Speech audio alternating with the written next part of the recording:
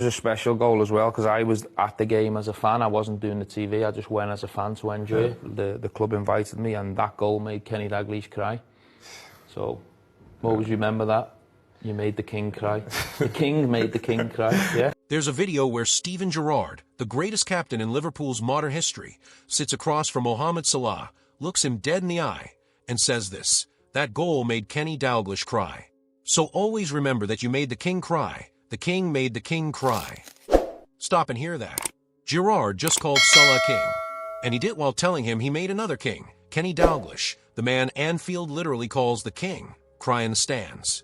That's the title of this video, and here's the promise. I'm going to show you exactly how a boy from a village the football world had never heard of ended up making a legend weep, and why for separate Liverpool immortals now argue that he belongs above them. This isn't a video about goals. It's about what it takes to become a legend at a club where legend already had a name. Here's what makes this story genuinely strange. Liverpool is 140 years old. It has 18 league titles and 6 European Cups. It is a club built on legends: Dalglish, Rush, Gerrard, Carragher, Barnes. Names carved into the walls before you even reach reception. When Salah arrived in 2017, there was a Bill Shankly quote etched on the wall to greet him, and an honors board to his left listing everything the men before him had won. And in 9 years, this outsider, an Egyptian winger that Chelsea had already thrown away, didn't just join that list. He forced a genuine argument about whether he sits at the very top of it. Here's the surprise most people miss. Salah wasn't supposed to be this. He was labeled a one-season wonder. A Chelsea reject who made 2 appearances and left. The pundits who now call him a king once called him a flop. The stakes of this story aren't, will he score goals? He scored 257 of them.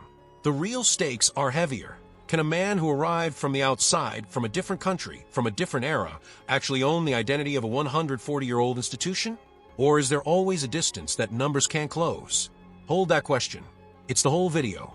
To understand why this matters, you have to understand what a Liverpool legend actually meant before Salah. Think about how the old legends were built. Kenny Dalglish arrived in 1977 and spent 14 years at the club as a player, then managed them. Ian Rush gave them the better part of 2 decades and scored a club record 346 goals.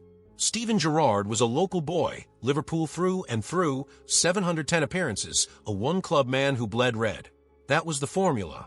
Legend at Liverpool was built the way oak grows, slowly, over decades, through loyalty and belonging. You didn't just play well. You became the club. You were born into it, or you gave your entire career to it. And here's the tension. Salah is the opposite of that formula. He's not a local boy. He's not a one-club man. Before Liverpool, he'd been at Basel, Chelsea, Fiorentina, and Roma. He arrived at 25, already well-traveled from Egypt in the modern era of superstar transfers and global brands. By the old rules, he was exactly the kind of player who becomes a great servant, respected, remembered fondly, but never truly of the club in the way Dalglish and Gerrard were. So the question the era forces on us is sharp. In modern football, can 9 brilliant years mean as much as a lifetime of belonging? Salah spent his whole Liverpool career answering it. And to really understand the distance he traveled, you have to go to a place that appears on almost no football map. Nagrig. Nagrig is a small farming village in the Basian district, deep in Egypt's Nile Delta. No football academy. No scouting network. No visibility. It's the kind of place where a boy with a gift is statistically invisible because nobody is looking and there's no obvious road out. There was no clear path from Nagrig to Anfield. There wasn't even a clear path from Nagrig to a proper training pitch. To play organized football, young Salah had to travel to a club in El Mahala El Kubra, and that meant buses. 2 of them each way, around an hour and a half in each direction. He started making that journey at 11 years old. Sit with that number. 11. A child alone on 2 buses, 3 hours of travel round trip, day after day, just for the chance to train. Not for money, not for fame, for the possibility. This is a narrative structure you may recognize, the genius the world almost never found. Griezmann tucked away in Macon. Cubarsí in tiny Estanyol. The talent that slipped through every crack in the system and only survived because of an almost irrational stubbornness. But here's the detail that separates Salah's version from the others. With Griezmann or Cubarsí, you can point to a moment of luck, a scout who happened to be there, a door that happened to open. With Salah, the striking thing is how little luck there was. He wasn't discovered by accident. He forced it. Two buses at 11 years old is not the story of a boy waiting to be found. It's the story of a boy who decided, before anyone believed in him, that he was going somewhere, and simply refused to let geography have the final word. The village the world never knew produced a king. But the village didn't make him. The buses did. So how does a two buses at 11 kid end up at Anfield? Through the exact rejection that should have ended him. Chelsea signed Salah in 2014 and barely used him. 19 games, 2 goals, and out. Written off in the Premier League before he'd started. He went to Italy, rebuilt himself at Fiorentina, and then Roma, where he was excellent. 34 goals in 83 games, but even Roma, in a sense, used him without fully unlocking him. Then in the summer of 2017, Liverpool paid Roma around £36.9 million for a player a lot of English fans remembered only as a Chelsea flop. Jurgen Klopp saw something the others didn't. Not just a fast winger, a finisher waiting for a system that trusted him to cut inside onto that left foot and shoot, shoot, shoot. What happened next broke the club's record books apart. In his very first season, 2017-18, Salah scored 44 goals, the second most in a single season in Liverpool's entire history, behind only Ian Rush's 47. A one-season wonder, they said. He then did it again, and again, and again. Here's the rehook, because the numbers deserve a breath. By the time he left in 2026, Salah had 257 goals for Liverpool, third in the club's 140-year history, behind only Rush, 346, and Hunt, 285, and ahead of Dalglish, Fowler, Owen, and Gerrard. Around 123 assists, giving him roughly 380 goal involvements, a goal or an assist astonishingly often across 9 years. Liverpool's all-time top Premier League scorer with 191, and fourth on the entire Premier League all-time list behind only Shearer, Kane, and Rooney. 3 PFA Players' Player of the Year awards, the first player in history to win it 3 times. And the trophy that mattered most on Merseyside. He was central to ending Liverpool's 30-year league drought in 2020, and then won it again in 2025. Plus the Champions League in 2019, where he scored inside the first 2 minutes of the final. The Chelsea reject didn't just make it. He rewrote the ledger. But here's the complication, and it's the thing that makes this story more than a highlight reel. Numbers can prove greatness. They cannot, by themselves, prove belonging. And this is where the distance I mentioned at the start starts to bite. Because for all the records, there's a quiet, uncomfortable question that follows every non-local legend at a club like Liverpool. Is he ours, or is he just brilliant for us? Dalglish and Gerrard have something Salah, by definition, can never have. They were built the old way, decades loyalty, identity fused with the crest over a lifetime. Gerrard grew up a Liverpool fan a few miles from the ground. Dalglish became so woven into the club that the King isn't a nickname, it's practically his legal title on Merseyside. Salah gave 9 extraordinary years. But 9 years isn't 14. It isn't a lifetime. And he leaves. He doesn't retire in red. He moves on, the modern superstar's ending. There's a version of this story where that moving on is held against him, where the very modernity that made him a global icon also keeps him one step outside the innermost circle of what Liverpool considers its own. And Salah felt this himself. Listen to what actually drove him, in his own words. I really want to succeed. I really want to be remembered in this club. That's not the sentence of a man who takes belonging for granted. That's the sentence of a man who knew he was an outsider trying to earn a permanent place among people who were born inside. So the tension is real and honest. On one side, the greatest individual numbers in the modern history of the club.